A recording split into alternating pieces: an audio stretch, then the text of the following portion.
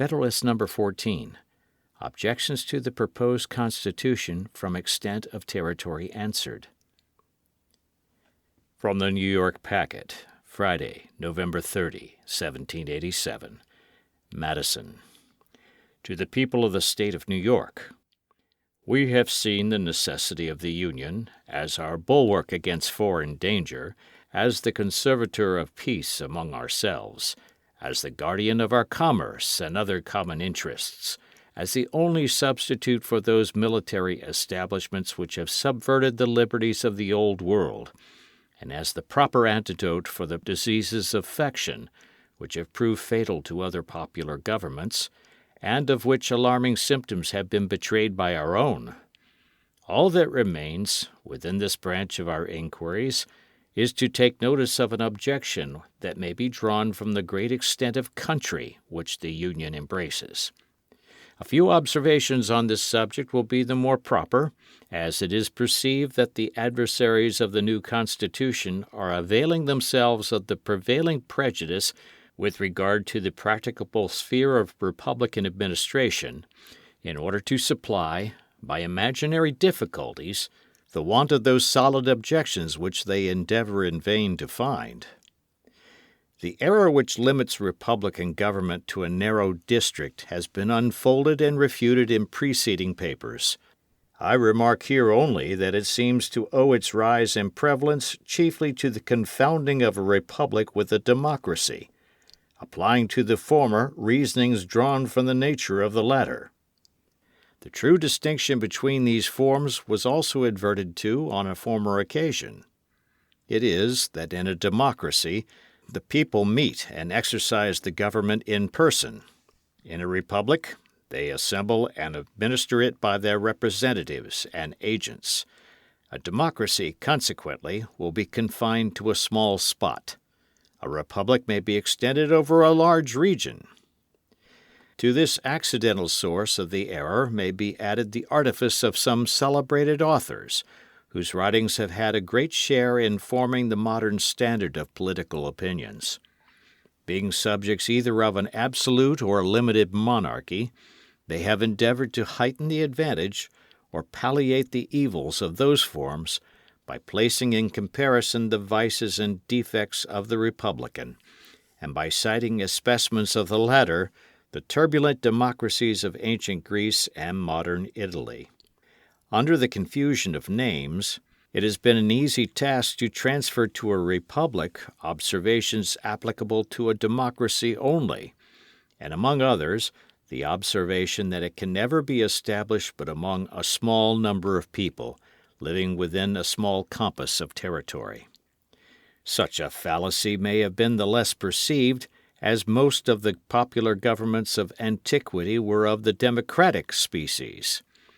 And even in modern Europe, to which we owe the great principle of representation, no example is seen of a government wholly popular, and founded, at the same time, wholly on that principle. If Europe has the merit of discovering this great mechanical power in government, by the simple agency of which the will of the largest political body may be concentred, and its force directed to any object which the public good requires, America can claim the merit of making the discovery the basis of unmixed and extensive republics. It is only to be lamented that any of her citizens should wish to deprive her of the additional merit of displaying its full efficacy in the establishment of the comprehensive system now under her consideration. As the natural limit of a democracy is that distance from the central point which will just permit the most remote citizens to assemble as often as their public functions demand, and will include no greater number than can join in those functions, so the natural limit of a republic is that distance from the center which will barely allow the representatives to meet as often as may be necessary for the administration of public affairs. Can it be said that the limits of the United States exceed this distance? It will not be said by those who recollect that the Atlantic coast is the longest side of the Union, that, during the term of 13 years, the representatives of the states have been almost continually assembled, and that the members from the most distant states are not chargeable with greater intermissions of attendance than those from the states in the neighborhood of Congress. That we may form a juster estimate with regard to this interesting subject, let us resort to the actual dimensions of the Union.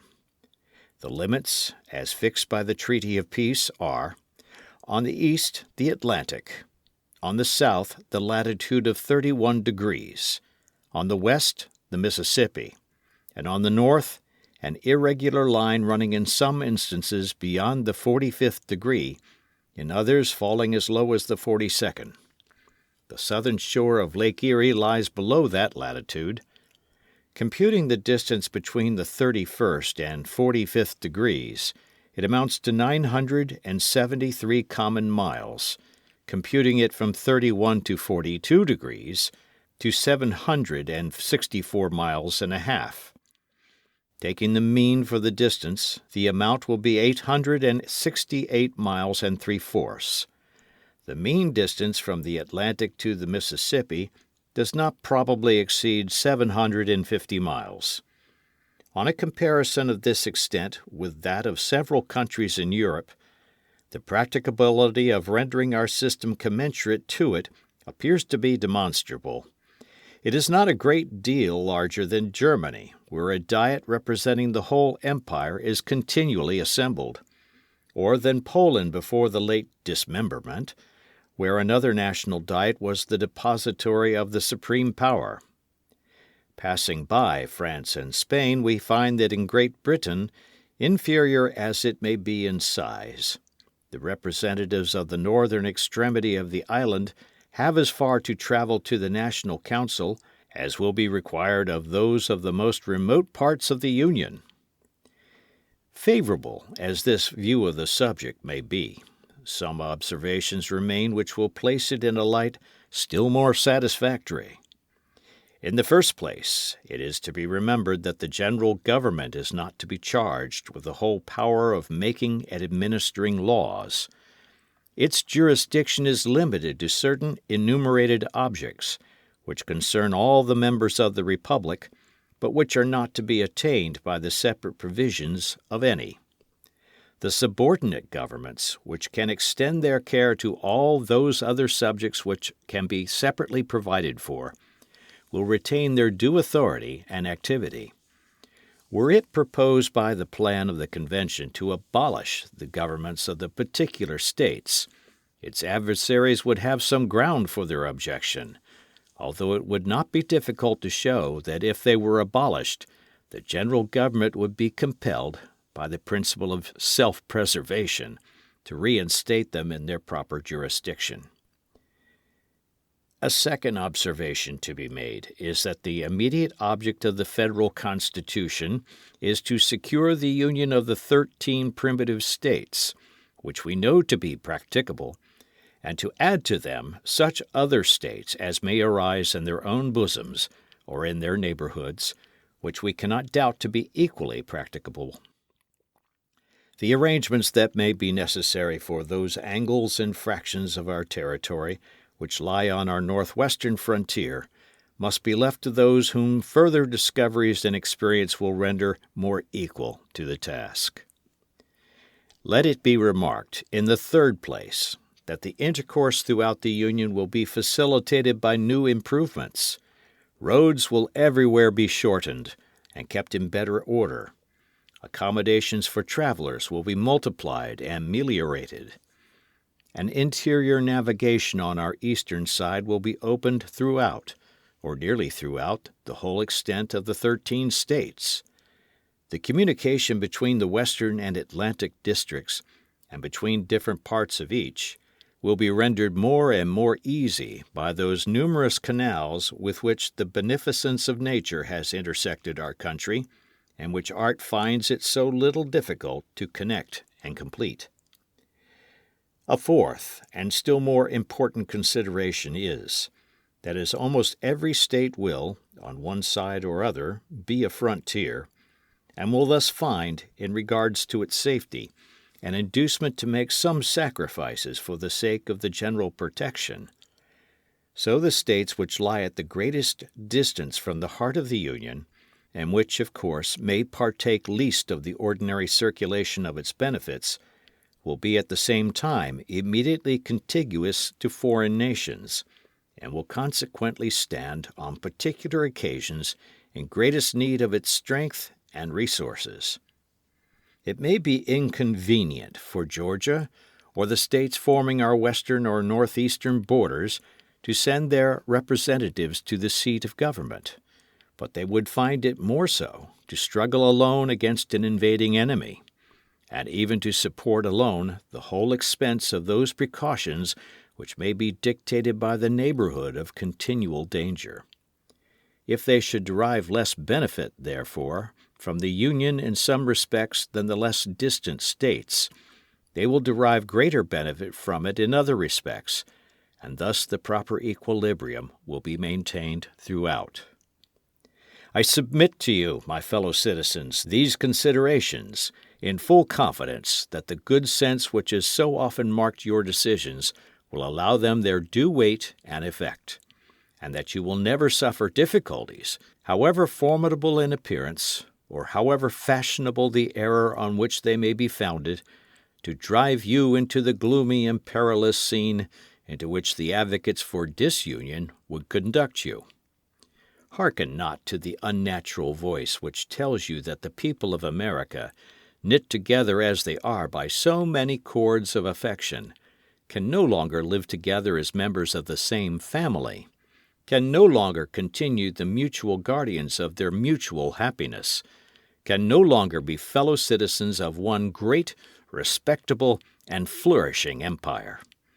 Hearken not to the voice which petulantly tells you that the form of government recommended for your adoption is a novelty in the political world, that it has never yet had a place in the theories of the wildest projectors, that it rashly attempts what is impossible to accomplish. No, my countrymen, shut your ears against this unhallowed language. Shut your hearts against the poison which it conveys. The kindred blood which flows in the veins of American citizens, the mingled blood which they have shed in defense of their sacred rights, consecrate their union and excite horror at the idea of their becoming aliens, rivals, enemies. And if novelties are to be shunned, believe me, the most alarming of all novelties, the most wild of all projects, the most rash of all attempts, is that of rendering us in pieces in order to preserve our liberties and promote our happiness. But why is the experiment of an extended republic to be rejected, merely because it may comprise what is new? Is it not the glory of the people of America that, whilst they have paid a decent regard to the opinions of former times and other nations, they have not suffered a blind veneration for antiquity, for custom, or for names, to overrule the suggestions of their own good sense, the knowledge of their own situation, and the lessons of their own experience? To this manly spirit, posterity will be indebted for the possession, and the world for the example, of the numerous innovations displayed on the American theatre in favor of private rights and public happiness. Had no important step been taken by the leaders of the Revolution for which a precedent could not be discovered, no government established of which an exact model did not present itself, the people of the United States might, at this moment, have been numbered among the melancholy victims of misguided counsels, must at best have been laboring under the weight of some of these forms which have crushed the liberties of the rest of mankind. Happily for America, happily, we trust, for the whole human race, they pursued a new and more noble course. They accomplished a revolution which has no parallel in the annals of human society. They reared the fabrics of governments which have no model on the face of the globe. They formed the design of a great confederacy which it is incumbent on their successors to improve and perpetuate. If their works betray imperfections, we wonder at the fewness of them. If they erred most in the structure of the Union, this was the work most difficult to be executed. This is the work which has been new modelled by the act of your convention, and it is that act on which you are now to deliberate and to decide. Signed, Publius.